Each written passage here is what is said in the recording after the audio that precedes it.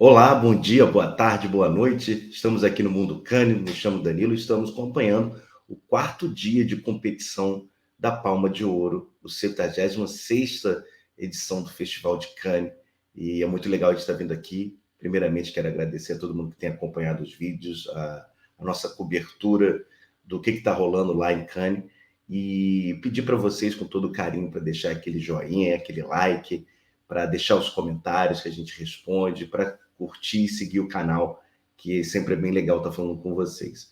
O quarto dia de competição, a gente pode falar que foi meio que ofuscado por um filme fora da competição, né? Mas eu acho que já era muito aguardado essa resposta, né? A gente está falando do filme de Martin Scorsese, Killers of Flower Moon, que já era muito esperado desde o ano passado, quando foi anunciado o início das gravações, a pré-produção, a volta de trabalhar com o De Niro e o Leonardo DiCaprio ao mesmo tempo, né? Então, a presença do Martin é, na Croisette, acho que é muito marcante toda a história dele, que envolve Taxi Driver e outros filmes dele, como O Rei da Comédia, que passaram por Cannes, e é um dos principais diretores da nossa história, né? Então, acho que qualquer um que entrasse no mesmo dia, mesmo disputando a Palma de Ouro, e tiver ao lado um filme do Scorsese com todo esse impacto por trás, né? E essa expectativa, acho que ficaria bem ou mal ofuscado. E além dessa expectativa, a gente pode falar que a expectativa foi corroborada, né? As reações super entusiasmadas do filme, dizendo que é um dos grandes filmes do Martin Scorsese, em que uma das melhores atuações de Leonardo DiCaprio, que a participação do Robert De Niro, que muitos falam que nos últimos anos tem meio que ficado fazendo filmes mais comerciais, meio que para pegar o seu cheque e ir embora, né?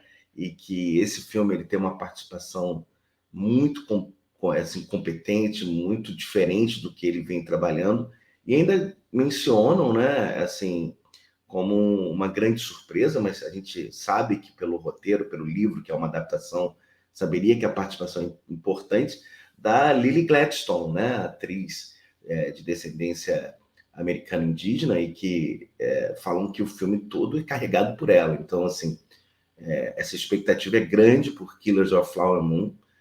Tá para estrear em outubro nos Estados Unidos.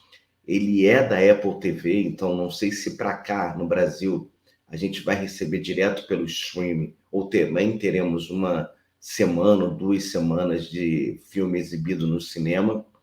Com certeza vai aparecer na lista dos indicados ao Oscar. É um dos melhores filmes do ano. E assim, há muito tempo que eu não vi uma resposta tão entusiasmada sobre um filme do Martin Scorsese, e ficamos felizes, né? Que ele faça mais filmes. Ele já está com 80 anos, quer dizer, ele deu uma entrevista até emocionado, né? Falando da idade dele, né? Que ele continua lendo, continua interessado sobre diversos assuntos, mas que infelizmente ele já tem 80 anos, então ele não vai conseguir realizar tudo que gostaria, né? Então, assim, é um diretor que é histórico, e a gente fica muito feliz de ver que ele está tendo essa resposta num filme em que muita gente questiona, ou como é que eu posso falar? Fala que será que um diretor com uma determinada idade continua produzindo grandes filmes? E aí está a resposta. O último filme dele, O Irlandês, para mim também tinha sido sensacional, né? Com o próprio Robert De Niro, volta da parceria depois de tanto tempo. E para mim é um privilégio a gente estar aqui tendo a possibilidade de acompanhar e esperar um novo filme do Scorsese. Vou mostrar aqui um trechinho do trailer, o trailer que saiu junto com a premiere em Cannes, né? Lembrando novamente que o filme não está competindo a Palma de Ouro, ele é fora de competição. O trailer é lindo, né? Eu não sei se vocês viram, mas é um trailer lindo, assim, umas imagens maravilhosas. Vale a pena a gente acompanhar. Falando um pouquinho do filme, né? Trata de uma aldeia indígena em 1920, em que começam a ocorrer The assassinatos. Osage took their name from Missouri Na and região, Osage o rivers. território é descoberto petróleo. Então existe toda uma guerra política, financeira entre Children, as pessoas que moravam, os detentores da terra originais, né, os moradores originais, e os políticos interesses por trás move, de retirar petróleo da said the área. great white father. There are many, so many hungry wolves.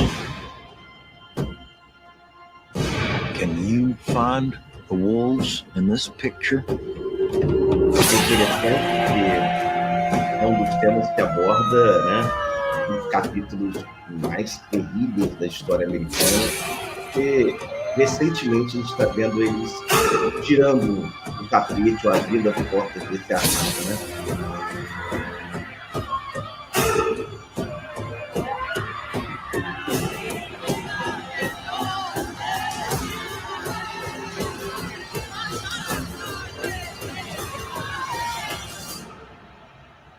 Can you find the wolves in this picture?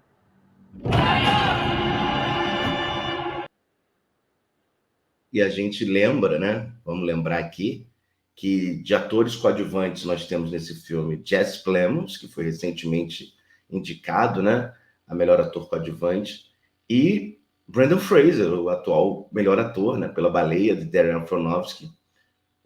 Tá em um papel pequeno, mas está ali, não sei se vocês chegaram a ver no trailer. Então, assim, é um filme muito aguardado, que não vai levar nenhum prêmio, porque não está em competição oficial, mas foi exibido nesse quarto dia, e vale a pena a gente mencionar e criar essa expectativa. É sempre bom ver filmes de Martin Scorsese, que continuamos vendo, revendo e revendo. O segundo filme que eu vou comentar aqui é outro filme que não está em competição pela Palma de Ouro, mas está em competição nas mostras paralelas nessa de Seth Regard. O filme se chama The Only the River Flows, né? É um filme coreano. A gente fala de todo esse histórico de filmes coreanos e de que se tem uma expectativa de que eles podem entregar, de como o filme pode ter uma perspectiva, né? E assim, no caso ele é uma produção que tem como é que eu posso falar? Uma produção coreana, peço desculpas, e chinesa, né? Porque o diretor é chinês e se passa na China. O diretor, até a pronúncia aqui, a gente tenta fazer certinho, né? É o Chu Jun-wei, e ele é super novo, ele tem 32 anos, mas ele já competiu em Cannes por curta-metragem, em outros 2 curtas-metragens, se não me falha a memória, 3 vezes. Então esse filme dele, que está na Certa Regar, é a terceira vez que ele está em Cannes. Parece que na história ele é o cineasta chinês com mais presença no Festival de Cannes em curto espaço. Então, todo curta que ele lançou teve um espaçozinho em Cannes, e o primeiro longa-metragem dele, The On the River Flows, está numa mostra oficial em Cannes, né? A história do filme se passa nos anos 90, numa investigação policial de um assassinato numa região do interior da China. E apesar de parecer um crime de fácil descoberta de quem é o culpado, depois de um determinado momento a trama desenrola para outros acontecimentos. As críticas foram muito positivas em relação ao visual do filme, ao lado policial do filme, da trama. Falam que às vezes tem um roteiro meio que se perde para tentar fazer desvendar o terceiro ato, ou alguns personagens que não são tão tridimensionais que a trama pede, mas destacaram muito o lado visual e a competência do diretor em trazer essa trama, essa história. Então, assim, eu fiquei muito interessado. Não está na mostra principal, não está competindo a Palma de Ouro, mas é um filme que está em competição pela Certa Regard. Eu acho que vai ser interessante acompanhar esse diretor chinês, que está sendo, assim, laureado como um dos grandes cineastas asiáticos da nova geração, o Chu Jun-wei. Deixa eu mostrar aqui o trailer para vocês. Esse é um daqueles filmes que vai ser difícil a gente achar por aqui, tomara que apareça, né? Porque, pelo menos com a pegada de ter até um trailer já em inglês, significa que no mercado americano esse filme pode vir a chegar. Vamos ver.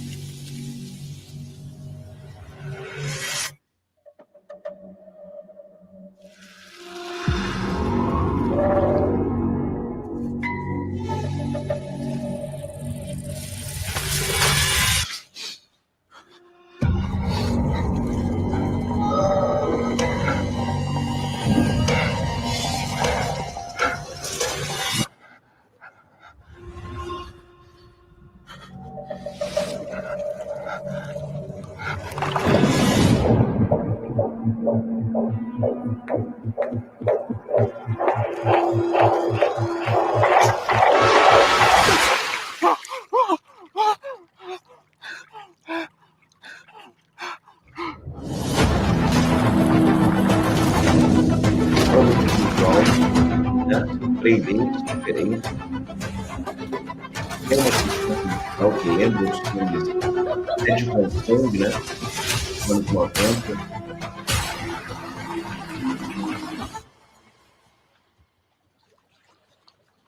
Only the River Flows, né? O filme que está indicado a Seth Regard e que chamou atenção, especialmente pelo visual. Vamos ver se aparece aqui. Agora vamos falar sobre os dois filmes que estão em competição pela Palma de Ouro nesse quarto dia, né?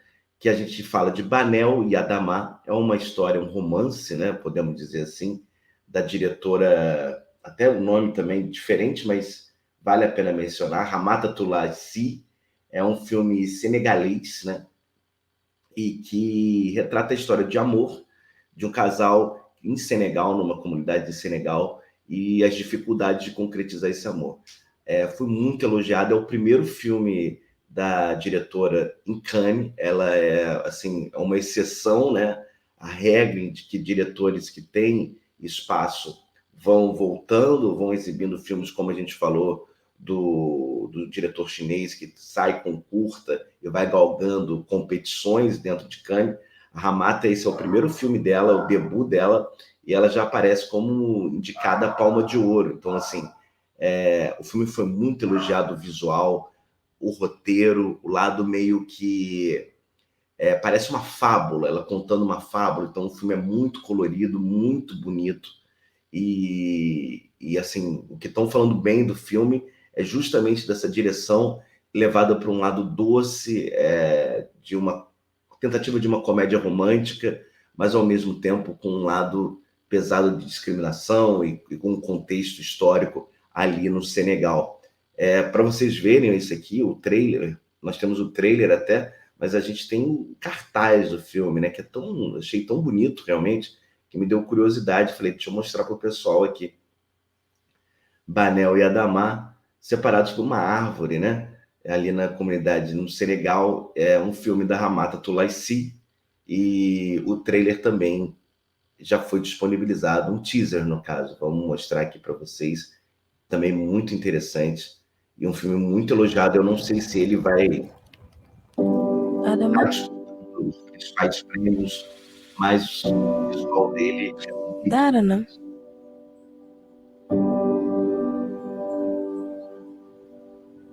Midi wadde sahaji ko sahabbel wonno e sahaji enen Allah está explicado porque a diretora foi indicada de primeira a Palma de Ouro, né? Só o visual do filme.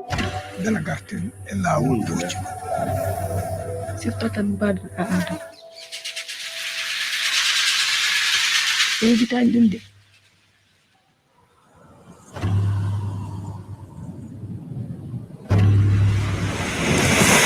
Banele Adam. Banele Adam. Infelizmente não tem data de estreia, né? Eu sei que na França, provavelmente pela origem senegalesa da diretora, tem e aquela questão que a gente já explicou aqui, que todos os filmes indicados à Palma de Ouro precisam entrar em exibição oficial em circuito na França. Então, necessariamente esse filme, Banel e Adamar, passará pelo circuito francês, mas assim, talvez pela chancela, por ter sido indicado a Palma de Ouro, não sei se, como eu disse, vai levar prêmios, a gente tem a possibilidade de assistir por aqui, mas é assim, filme lindíssimo e elogiadíssimo pela crítica. Assim. Então, às vezes, né, você tem ali um lado de um Scorsese, de outros diretores grandes aparecendo, e você tem um filme menor, vamos dizer assim, e que também chama atenção, significa muito, e eu espero que a gente possa ver mais trabalhos dessa diretora. E para terminar o dia dos filmes que a gente achou interessante trazer para vocês, é o outro filme em competição que foi exibido, que é May December. May December é dirigido pelo Todd Haynes, o diretor de Carol, né? Não sei se vocês vão lembrar, ele e a Julianne Moore desde o início da carreira dele, o Todd Haynes, ele trabalha com a Julianne Moore. Se ele não trabalha num filme, no outro ela aparece.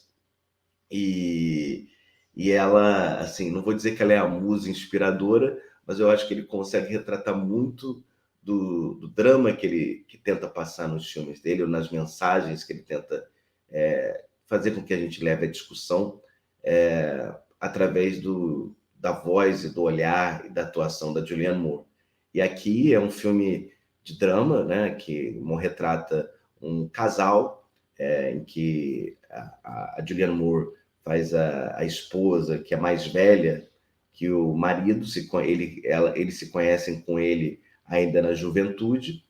O amor deles, né, o affair deles, aparece como difundido em tabloides, e 20 anos depois, tanto a imprensa quanto um cineasta decide fazer um filme sobre a história deles. E a Natalie Portman vai interpretar a Julianne Moore no filme, na ficção, dentro da ficção, mas vai interpretar a Julianne Moore.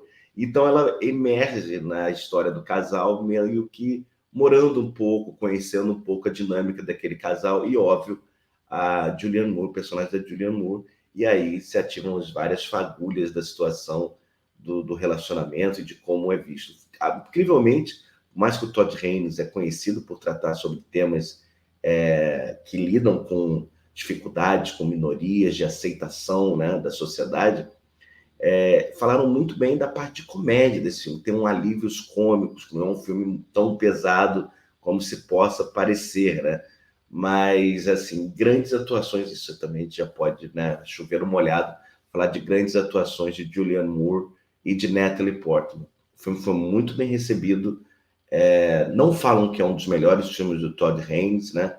Mas falam que o filme é muito bom, especialmente as atuações. Vamos ver um pouquinho desse... Nem é um teaser ou trailer, é uma cena que foi disponibilizada por Cannes, do filme May December. Não tem expectativa também de quando vai chegar no Brasil, mas com certeza ele vai estar sendo ali um dos cotados para ser indicado ao Oscar e as grandes premiações americanas, e provavelmente a gente de quebra recebe também esse filme no nosso circuito.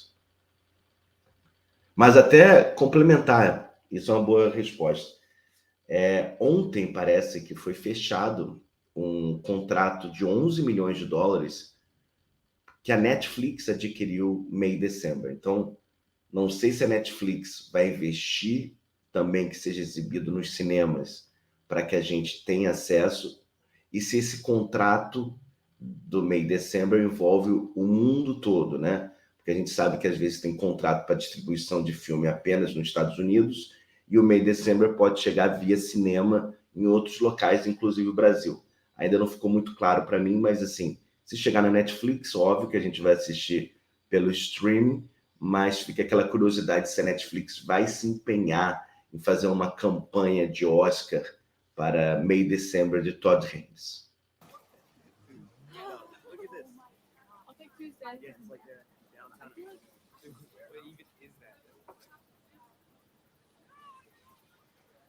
They're sweet, aren't they? Very.